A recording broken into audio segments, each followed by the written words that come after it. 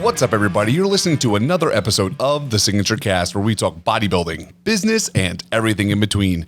Today, joining us here at the SignatureCAST is a guest of Signature Fitness, the author of The Long Desert Road, Alex Sirotkin. Thank you so much for coming on today. Businessman, entrepreneur, and much, much more. Give us a little bit about yourself and how you found yourself walking in the doors of Signature Fitness. My pleasure, Will. Thank you for having me, and thank you, Warren, for having me. I've known Warren, the owner of this establishment, for many, many decades. In fact, since college, when we were 18, 19 years old. And this is my first visit to his gym, and I'm totally astounded at the activity and especially the size. And all of these yellow machines, it is so impressive. And congratulations to you, my friend. So, as I said, I've known Warren for many years, and I just by chance sent him my book, and he read it with relish, I think. And so we decided to get together and do this podcast. I love it. Thank you so much for coming on. So let's just start off with the book. The book's name is The Long Desert Road.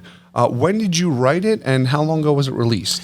I started writing it in about 2016. Will, it took me about 3 years to complete, and then I waited another year to have it published. And actually, to be honest, it's self-published. So it was published in the beginning of 2021, to be precise. Okay. Go ahead. Yeah, and so what was a little bit of inspiration behind the book?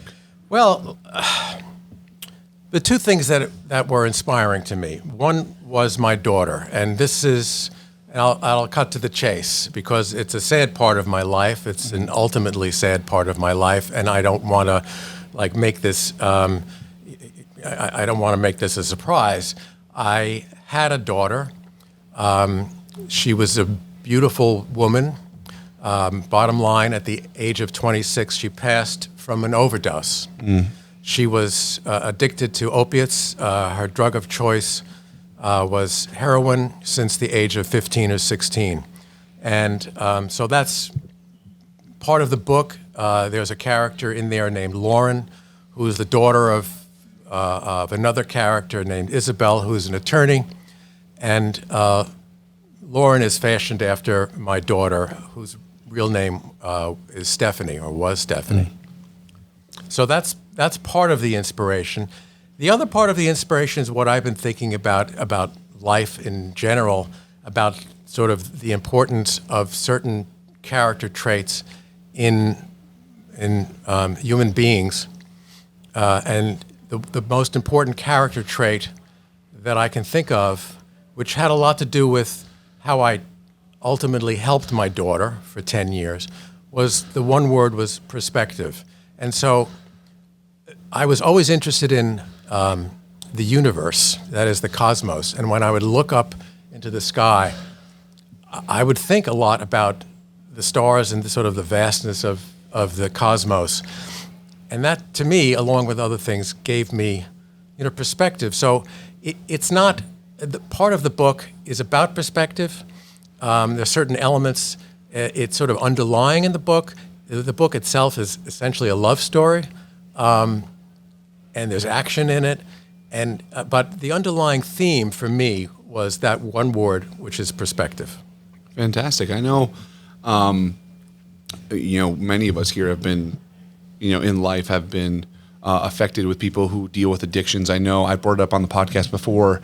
My best friend growing up, unfortunately passed away from an overdose as well, and it's something that I think, unfortunately, is becoming a little bit more common nowadays. And I think the best way we can battle that is, through conversation, through, of course, being there for everyone and educating them as much as possible.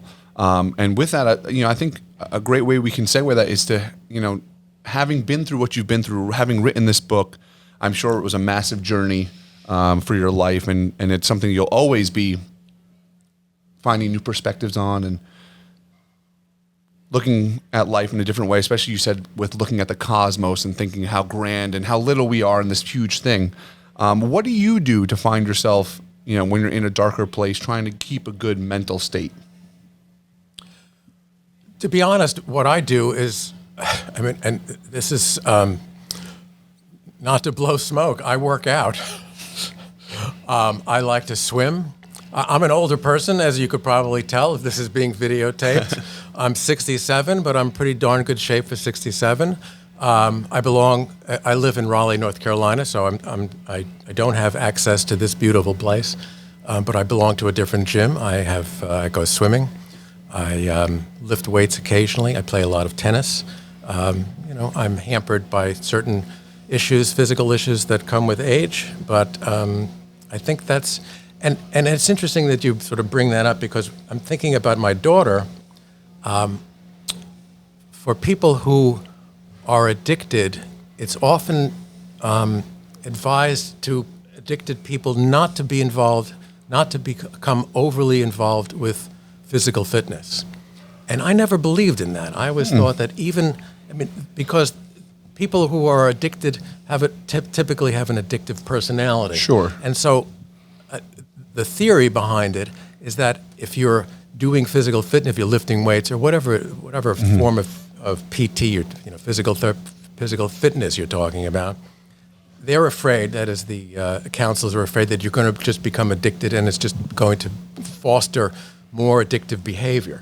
I was so against that, and I've met other people who were addicted and where basically working out was a good form of relieving stress as opposed to self-medication, which is essentially what a lot of addictive behavior stems from. Sure. I mean, Warren, I know you can touch on that. You see people walking through our doors every day from different backgrounds and social backgrounds and ethnic backgrounds, and they use this as a form of therapy, right? Well, we spend a lot of time on the Signature floor talking to our members of all ages, and we talk all the time about mental health, how it relates to our physical health, and Alex's points about perspective and the importance of exercise as a way of calming us so that the rest of our life is manageable is something that I hear about all the time, every day from people on the floor. I wouldn't call it obsessive behavior, but it's something that many people need, and they need something. And they might need a drink, they might need a shot of a drug, they might need exercise. But I think what we do all need is we need improved communication. Alex was talking about that, and that's something that we emphasize with our management team, and we emphasize on the floor, that we have to talk, and we have to let the other person speak. Even more importantly, everybody in sales knows that you have to listen more than you speak, and in life generally, that's a good practice because there's so much to learn from every person, and that perspective, is a good one, especially when you think about the vast issues that Alex addresses in this terrific book, which I couldn't. It's one of those that I did not really have an easy time putting it down. I read it with such keen interest, and Alex talks about action in there, spiritual viewpoints, but a lot of great story, a love story, and an action story. So, yeah, I mean, to touch on your communication, you said there, Warren, and Alex, I'd love to hear your thoughts on this. We as people, we have an internal dialogue, and I think a lot of people forget that the person that everyone sees in the world is not the person that you listen to in your head every single day. And to open yourself for the people around you to learn about that person, that internal dialogue, you can sometimes really get to know someone at a much deeper level. For example, I had mentioned one of my friends that had passed away with overdose. It was something I always wondered, what if I had just asked him a couple more questions or learned a little bit more about him, and maybe things would have been different, or this might have been the same thing, but just to really get to know people. Warren, I think that's a great point, is sometimes we get too busy talking instead of listening.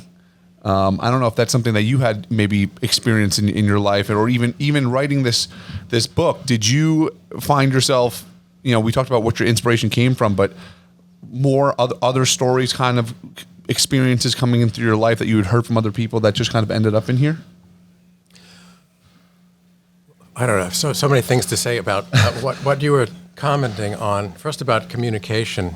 I think communication, first, people have to be available. And for people to be available, I think they have to be self-aware. And again, self-awareness, in my mind, stems from perspective. You have to look at yourself. You don't have to do anything. But the best way in life, from my long experience, is to look at yourself in relation to the world as it truly is. You have to understand what truth is. You have to understand what reality is. And you have to be open to it. And then you have to put yourself, self-awareness is putting yourself in comparison to what reality is out there, what your strengths are, what your weaknesses are in relation to what other people can do, for instance. But in terms of experiences in the book, the experiences were essentially my own. And the old adage is, one writes what they know. And unfortunately, I was stunned to learn so much about the addiction world, the addictive world. I had never, before my daughter came to me one evening, bawling her eyes out and basically being dragged by her boyfriend at the time and saying, she said to me, "Daddy, I'm addicted to heroin." My world was shattered at that point. Mm-hmm. And for the next 10 years, I was her chief supporter, her cheerleader, her disciplinarian. And I learned so much that I had never been involved in, I had used, frankly, when I was a kid, probably when I was hanging out with Warren, not together, mind you. I was smoking weed. Who doesn't? But who didn't? Very few people didn't try. I was drinking. I still have a drink occasionally. But there was nothing that could prepare me for my daughter being a heroin addict. I had no idea. And so, of course, a week after that, she was in rehab. And I figured, and I was, I'm a smart guy. I went to law school. I was a lawyer. I'm a business guy. Pretty smart. But when it comes to addiction, I was a total idiot. I was a moron. And I expected after a week of, after she went to rehab, a really good rehab for a week, for 60 days, actually. 30 days probably spent, paid for by insurance, and I picked up the other 30 days. I thought, the problems may be over after that. She's gone through, and boy, was I wrong. And it was the next 10 years of basically in and out of rehab. She must have been in 10 to 12 different rehabs of all different sizes and flavors. And of course, in the end, it didn't work out. But at some point, I would like to talk about one particular rehab that was foundational for me and sort of opened my eyes. You mind? Yeah, if I please, go on? please. So, in terms of addiction and recovery and rehabilitation, I learned a lot. And I don't want to sound like a lecturer, but rehabilitation today is not working. It's obvious. You've got 100,000 plus people dying every year, and a lot of them do have access to some sort of rehab. But it's not working because it didn't work for my daughter, and it's not working for a lot of other people. If it works 1 out of 10 times, you're probably lucky. And so, first of all, who gets access? People with insurance. Not everyone has insurance. And even if you have insurance, insurance pays for 28 days. What is 28 days when you're a drug addict? Nothing. And in rehab for 28 days, you have therapy. You see your therapist maybe once a week. So you're seeing a therapist, a private therapist, so-called, maybe 4 times in 28 days. What good is that? What good? It's not terrible, but it's certainly not enough. My understanding from addiction is that you need at least a year of sobriety before your brain patterns start to change for the better.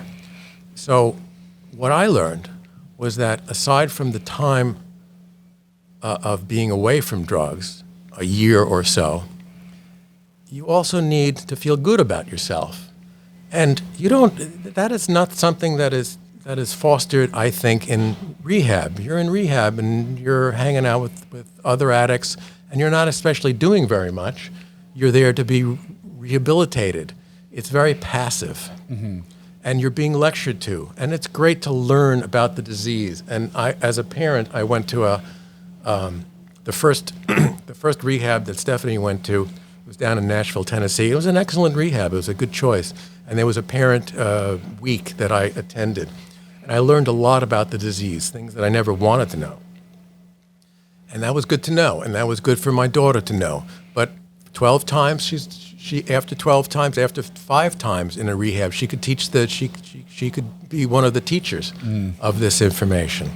So anyway, there's I don't want to belabor the point, but there's a lot more that should be done in terms of rehabilitation that is not being done today. What do we do to veer a person who is in this position that is compromising them physically? Their body cannot be working in its God-given way to operate and function at its best when you're on addictive drugs or something, or alcohol or whatever. What do we need to do to veer these young people generally in a better direction? Is it love? Is it attention? Is it listening? And Will, I mentioned earlier that Alex was in Delaware recently and saw a property there that's what he called a safe house that's intended to try to address this in some way. What do we need to do, and what could Signature Fitness do here with our thousands of members? Some of them may be depressed. What do we need to do, Will? What do we need to do, Alex? What can be done to put people in a good spot? If I might jump in. Sure. Like Warren said, I did visit a friend, a colleague in Newark, Delaware, and was very impressed. Unfortunately, he was in a similar situation. In some ways, not so similar. He had a young son, I think the age of 23. His name was Sean, and he committed suicide. He was not involved in drugs, but he was depressed and left a note, and it was a note about depression, and and not that there's any comparison that has to be made, but in this particular case, there was no warning. In my case, I had 10 years of a warning and 10 years of worrying over what would happen, and finally my worries came true, unfortunately.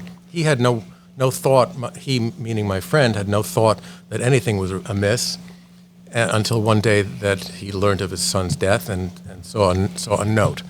So this man is of means, and he's established like Warren says, a safe house of sorts. It's called Sean's House. It's located in Newark, Delaware, and it's a great example of what one person can do. And in my mind, I wrote a book and tried to impart things that were important to me. He took action, which kudos to him. He took action and developed a house, basically a room. A house of 15 rooms, or just a regular house where Sean used to live.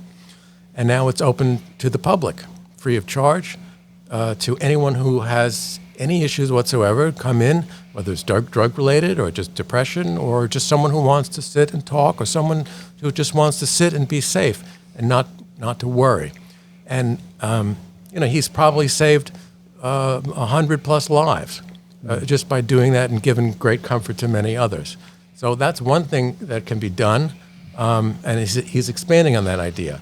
If I might continue, one thing that I learned about drug addiction that does work, and when I wrote my book, and the book is, I would characterize my book as being uplifting. It's not so negative. Would you agree? Yes, I do. Very uplifting. So the reason it was uplifting, it was because when I started to write it, and during most of the time I was writing, my daughter was doing well. She was sober, and she was doing well for the first time in her life. She was sober. She had a job. She was working in the trucking industry. She was kind of customer service and sales lumped into one. She was valued. She was earning money for the company, and she loved what she was doing, and she loved herself for the first time. She recognized that she had something to give, which I was telling her that forever. I was telling her that for 10 years because I knew that she was smart. She wasn't smart academically. She had ADHD. She was all of these basically medical and psychological issues had befallen her without any fault of hers. But I knew deep down that she was street savvy and smart and beautiful, and she was very capable. And finally, she saw it herself and believed it. And the reason I think this happened was because I finally got smart, and she was down in Florida, living on her own, gotten into trouble multiple times. I was doing the best I could. I was living in New Jersey at the time. I was sort of managing her, so to speak, by far. And she got into trouble with the law. She got into lots of other mischief. She ended up in jail. So the lawyer, after all of her, basically all of her involvement in the legal system, her lawyer finally suggested to me and to her, like, you might as well at this point get out of Dodge.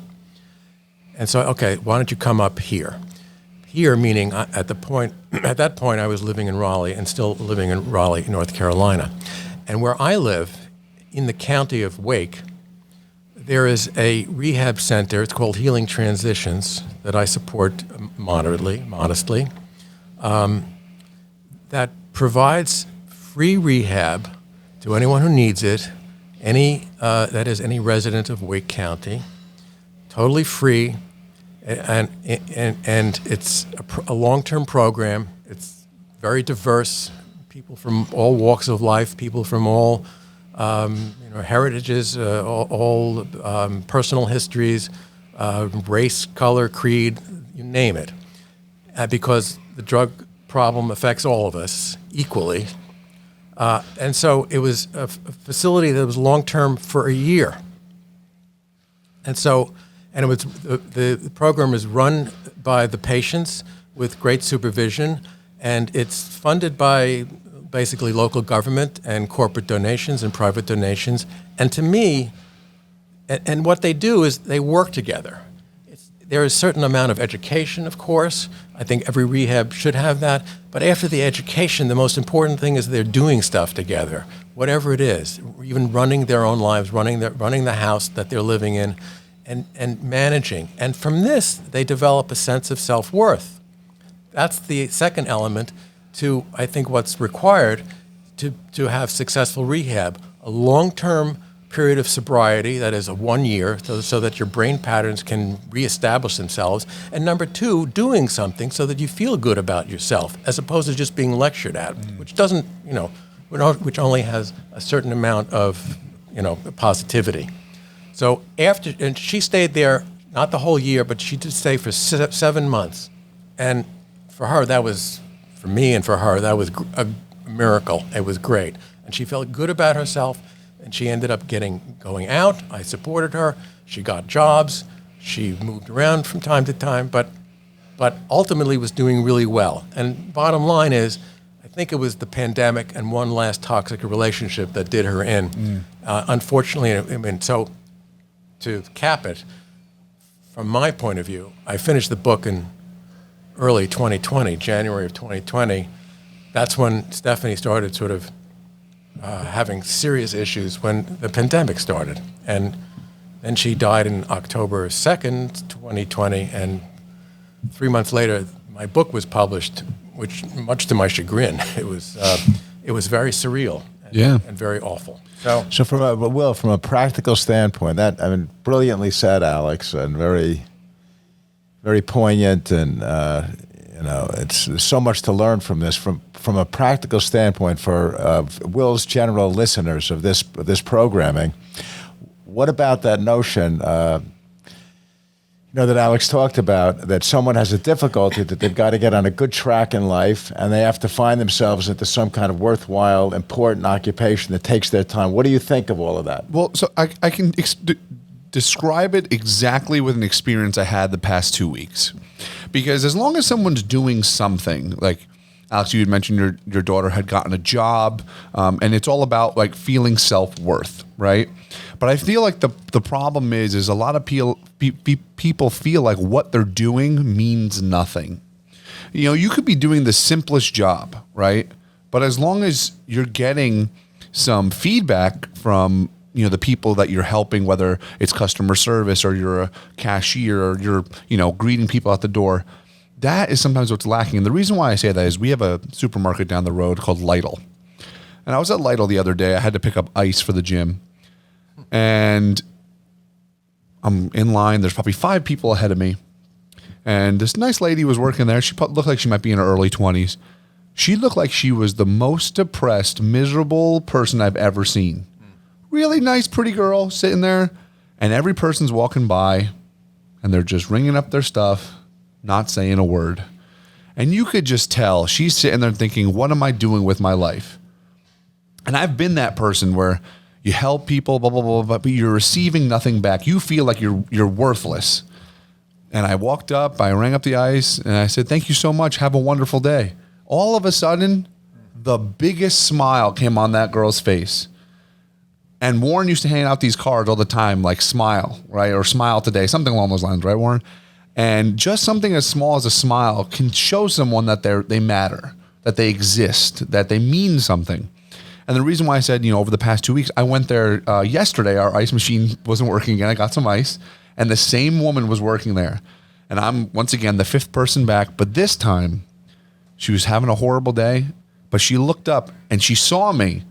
And before I got there, she was, hey, how are you? How's it going? And boom, just like that, her day was changed. And so I think that the thing that we can do, Warren, here at Signature, or if you're running a business at home or any of our listeners, is take the time, smile, greet a person, show them that they matter. It's the small things that make the biggest difference in life. I can't remember the name of the gentleman. He also wrote a book. He gives tours around the United States. He was one of the few people that survived that jump off the, I don't know if it was the Golden Gate Bridge or one of the major bridges. And in his note that he wrote, going to kill himself, he said, if just one person smiles at me on the way, I won't do it. And unfortunately, nobody smiled. Now, he happened to survive, and he carries that note around with him. But just think about that. Just a head nod, just a hello, how are you? Just a thank you very much when you're ringing up some ice. You change someone's day. And it shows them that they have value and that they matter. And I think that's, Warren, that's, you know, what we can do here, and any of you guys can do at home, is take the time, say hello, say thank you, be grateful, show someone that they matter. You know, I think, at least for me, I try to do that every day. And in a business situation, I'm sure, Warren, you follow this edict. It's your employees are your profit centers, and regardless of, you know, what you pay them and about benefits, the important thing as an employee is to feel worth, is to feel valued. And that doesn't come from just money. That comes from, you know, expressions of appreciation. And I ran a couple of businesses with lots of employees, and, you know, certainly there were always issues about how much do I get paid, and that's very important too. But they always felt appreciated. We were a team. And so if you're not feeling that way, you know, and you're feeling up to it, as an employee, I would suggest speaking to your boss and say, you know what, I'm not coming to you about money. I just want to know, how am I doing here? I want to feel appreciated. I mean, am I doing something wrong? The worst thing is not to be communicated with by people.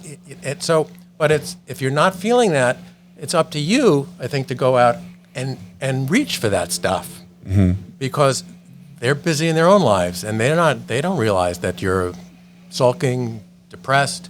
You've got to go speak out. And if it's a serious depression, not that I'm any expert at all, talk with people, talk with your peers, talk. There are there are hotlines, there are plenty of places out there you can get help. Again, I'm no expert, but I've seen the worst. No, yeah, it's all about reaching out and finding that outlet.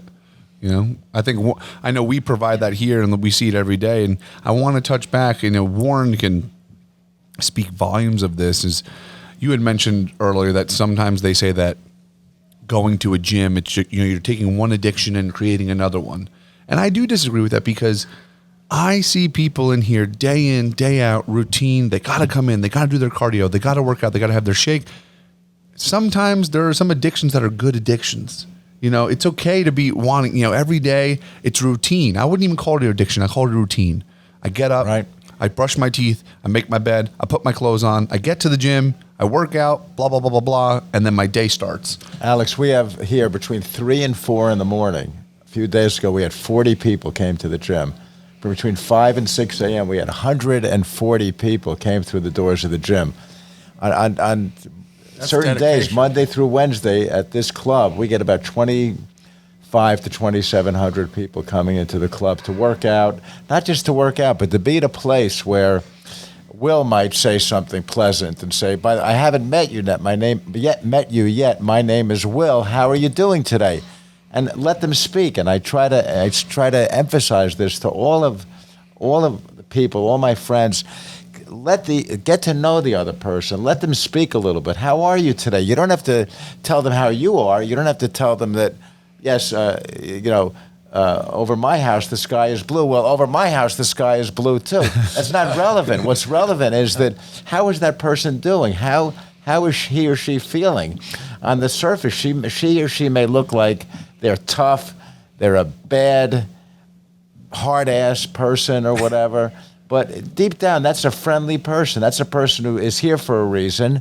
And part of the reason they're here is that we all need each other. We're in this together. Whether you're on 42nd Street walking past someone looking for money or whatever, we're in this together. Will, your point about smiling at that person, so relevant, so important to go out of our way and get out of our own self-conscious ego and say, what am I doing? What can I do for the other guy? How can I make them feel better? And that's what a person needs. Alex, you talked about the importance of finding stability back. Maybe for as much as a year if you're an alcoholic or you're under the influence of drugs excessively, and then finding something that you could do that keeps your attention. Maybe it's work, maybe it's not work, maybe it's writing, maybe it's poetry, but something that captures your attention and makes you feel, makes us feel good. Yeah. But we have to help each other. 100%. Alex, before we wrap things up, I just want to say thank you once again. I know it's not easy for anyone who's dealt with this to share their story, and I applaud you on that. And I will definitely go home and read this cover to cover a couple times. I'm very excited about this book. Just reading the first few pages, it's very deep, very vast, but I'm happy to hear that it is a love story with a little bit of action, so I'm sure I won't be able to put it down. Do you have any last words of inspiration, hope for the members and viewers at home? Well, if you read my book, I go back to perspective.